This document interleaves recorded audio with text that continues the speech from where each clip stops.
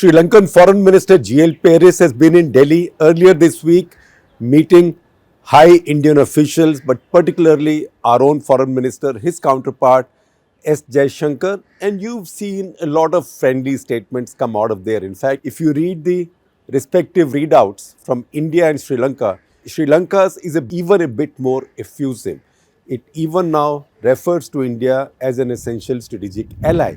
Now, there's been a change in the tone and tenor of India-Sri Lanka relations.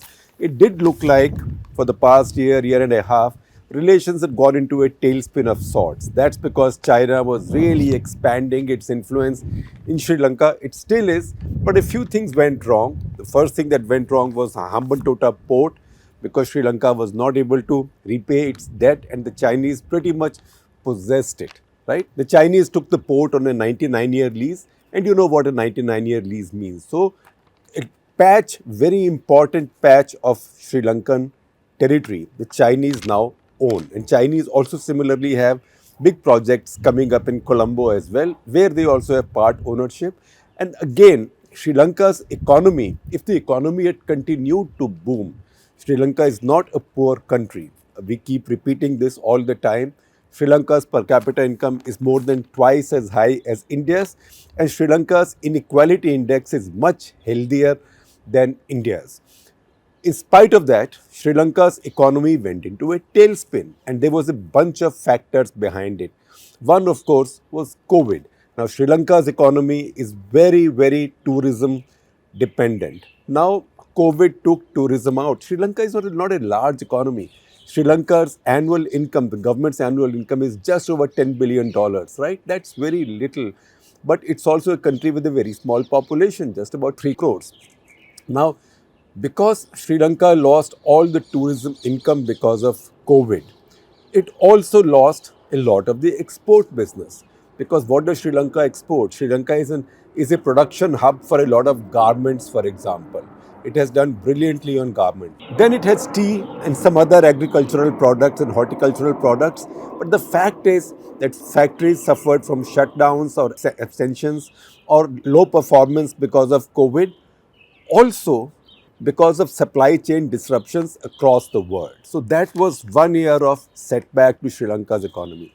The second setback was self-inflicted.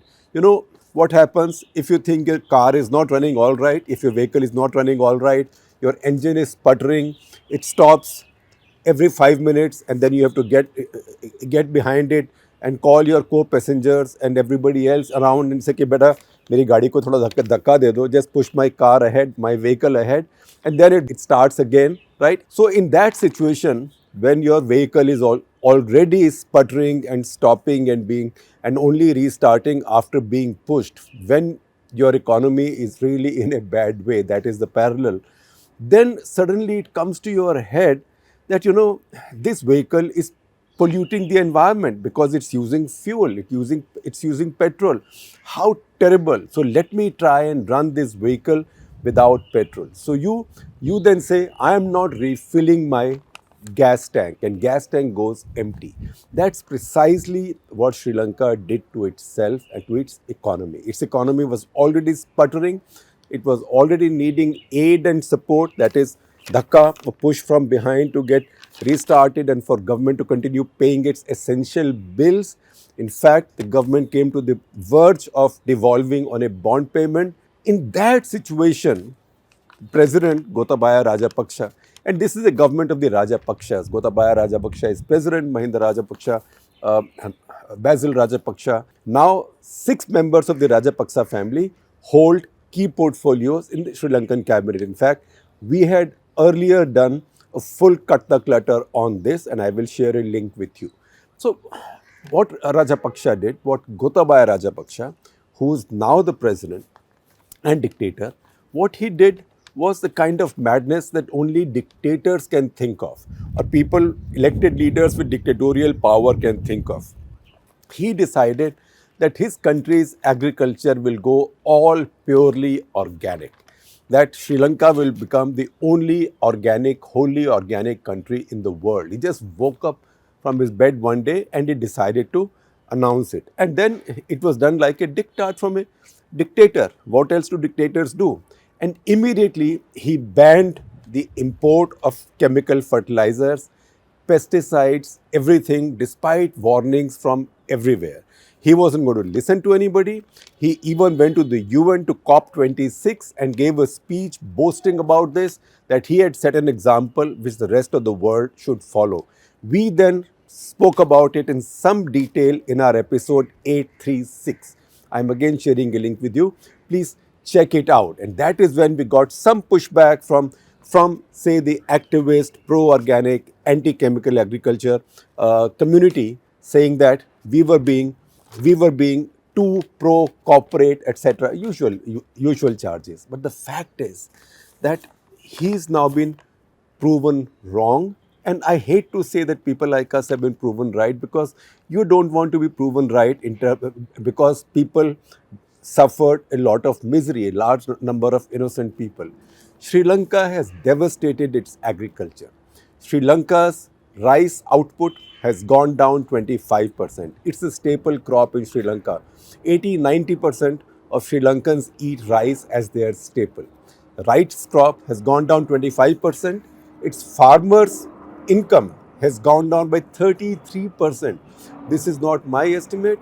These are estimates of the Association of Agricultural Economists, Agronomists in Sri Lanka, who had actually written a letter to Gotabaya Rajapaksa warning him of this, that don't do this.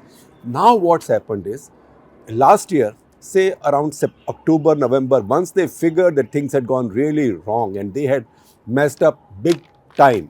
So no dictator wants to say that, look, I messed up big time, I'm sorry, I put my hand up, I'm reversing everything. So they did this sort of in homeopathic doses. So initially they said, all right, we'll allow the import of some pesticides.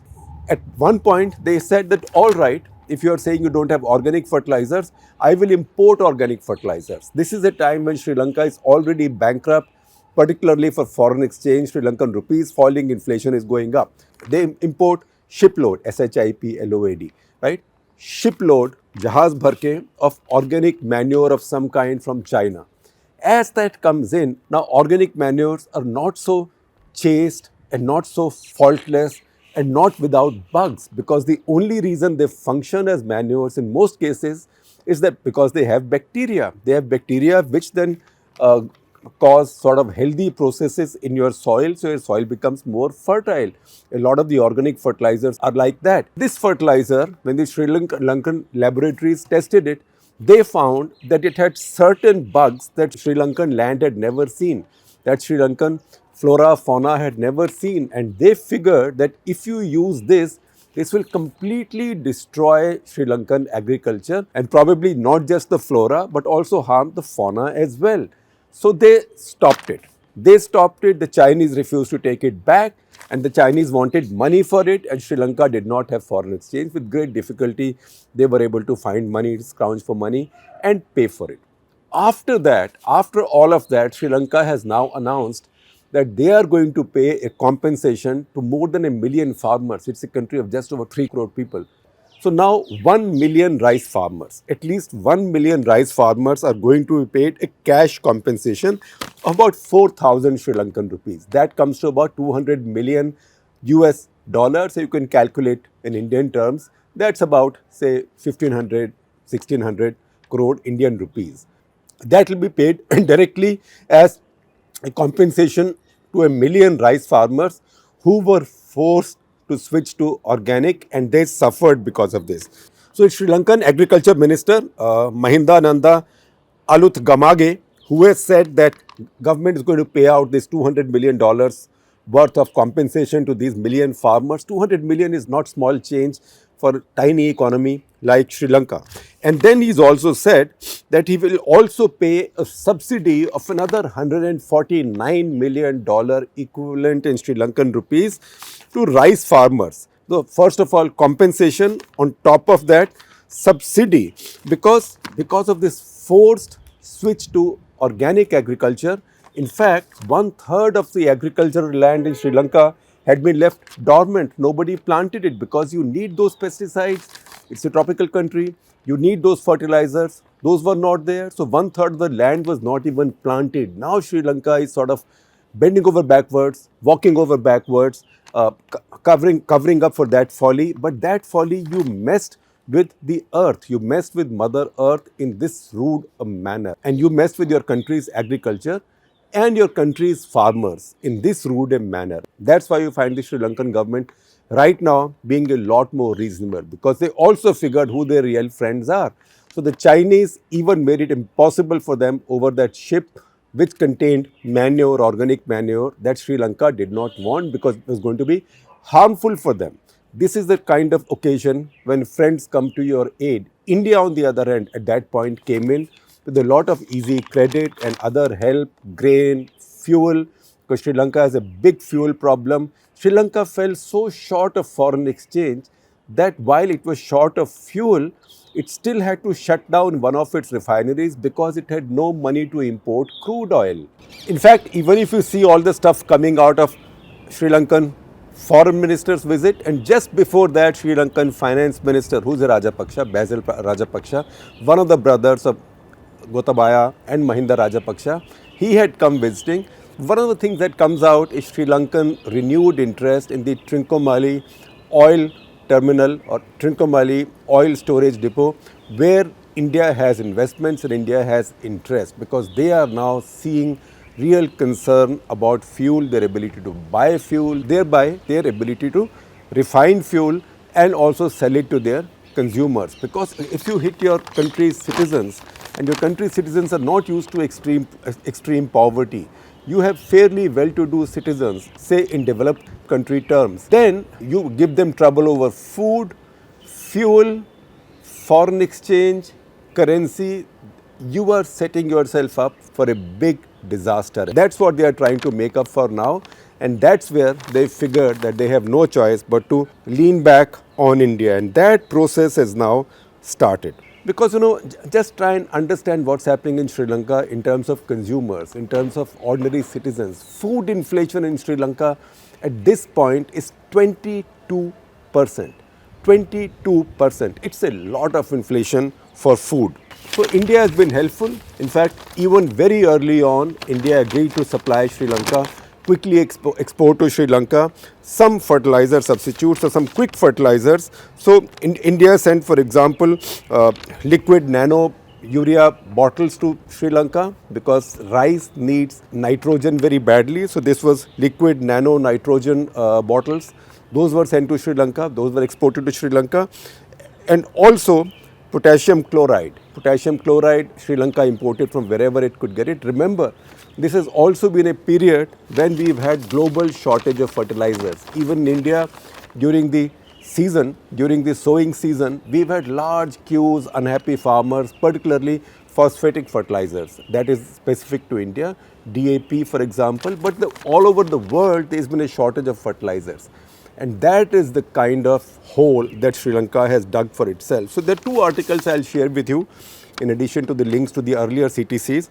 One is by Fermin Koop in a publication called ZME Science, who tells you that, look, it's not as if organic agriculture is impossible, but you have to understand the costs, the time taken, and you have to accept that yields will come down.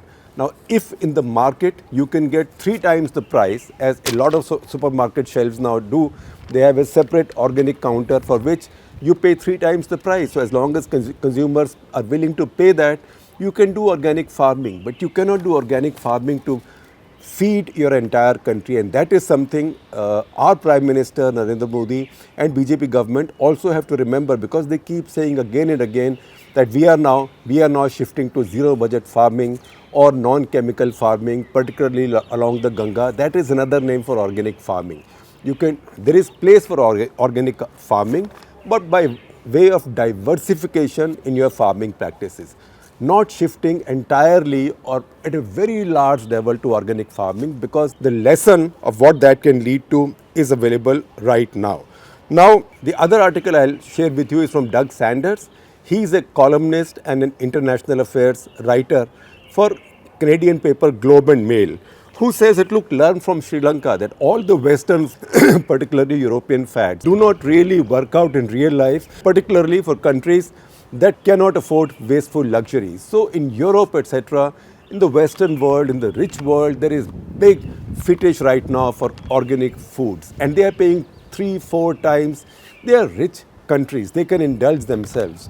But other countries, poorer countries, which depend on their agriculture for their sustenance and subsistence, they cannot walk into those fetishes. And he goes on to say that within months of making this move, Sri Lanka was short of everything, and it was basically begging India, China, Iran, anybody for $1.2 billion equivalent to begin with. As we talk now, India's assistance to Sri Lanka after this crisis has already gone up to $2.4 billion. Also, he says that if you shift fully to organic, there are other costs. For example, if you shift paddy fully to organic, you have to start the flooding of the paddies much earlier, and you have to flood them a lot more often. So it will need a lot more water, because flooding of the paddies has a purpose, particularly when you don't have pesticides, and all those costs have to be taken into account. So once again, the lesson is one, that consumer fetishization of organic, etc., just following the European model. In this case, Gotabaya Rajapaksa thought he was going to teach the world, set an example, and everybody said, "Beta, well done, fantastic." On the other hand, lene ki dene pad gaye, he is now going around having to beg the rest of the world, particularly his neighbors. He's even taking credit of about $200 million from Pakistan, which in turn is signing up the most humiliating conditionalities with IMF to get their maybe 33rd bailout in their history from IMF.